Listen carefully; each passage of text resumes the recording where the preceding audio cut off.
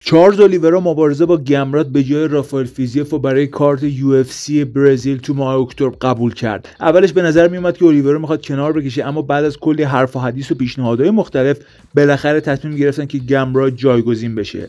اولیورا اولش خیلی علاقه به مبارزه با گمرات نداشت، چون استایل گرپلینگ و کشتی گمرات رو مناسب نمیدید. اون داشت برای مبارزه با یه استرایکر که فیزیف باشه آماده میشد و یه تغییر ناگهانی به یک گرپلر اصلا واسش ایدئال نبود. اما در نهایت اولیورا مبارزه رو پذیرفت و اینه که برای ما خیلی مهمه. گمرات یه کشتیگیر تکنیکی و سرسخته که حریفاشو خیلی اذیت میکنه، اما این مدلی نیست که همه رو با ضربه‌های خیلی وحشتناک بزنه داغون کنه. گمرات خداییش فایتر خطرناکی از حق نگذریم. سبک مبارزش بیشتر به خاطر فشار پیوستش و کشتی بی‌نظیرش بین همه شناخته شده است. خیلی خوب میتونه تیک داون بزنه و حفظ موقعیتش تو زمین عالیه که اونو به یه تهدید جدی برای همه تبدیل کرده. تازه گمرات استرایکینگ خیلی متنوعی داره و میتونه ضربه‌های قدرتمند و خیلی دقیقی بزنه. این ترکیب گرپلینگ و استرایکینگ اونو به یه مبارزه چند جانبه و خیلی خطرناک تبدیل کرده. گمرات فقط یه شکست خیلی بد داشته که اونم مقابل بنیل داریوش بوده. گمرات توی اون مبارزه با داریوش 19 بار تلاش کرد که تک داون بزنه و داریوش زمین بزنه،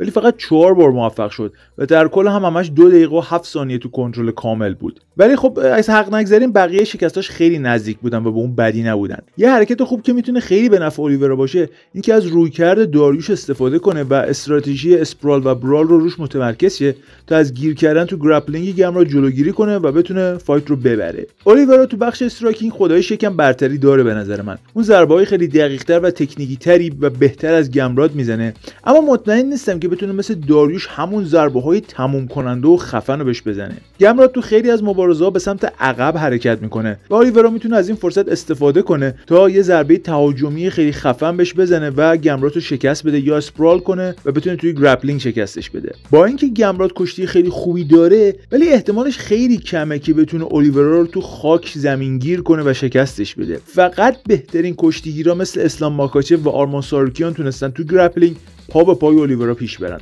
درسته که گمرات آرمان ساروکیان رو قبلا برده، ولی از اون موقع نتونسته مثل آرمان پیشرفت کنه و استایلش خیلی تغییر نکرده. یه مشکلی که ممکنه برای اولیورا پیش بیاد مشکل چونشه. توی مبارزه‌های اخیر خیلی ضربه‌های بدی به سرش خورده و ممکنه چونش ضعیف شده باشه و مثل قبل نباشه.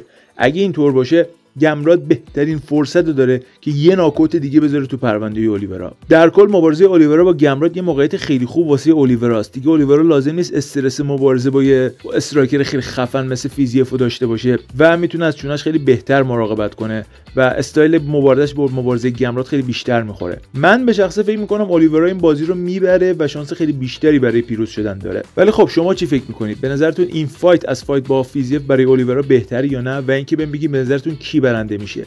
حتما توی کامنت ها برام بنویسید. ویدیو رو لایک کنید، به کانال سابسکرایب کنید. میبینمتون.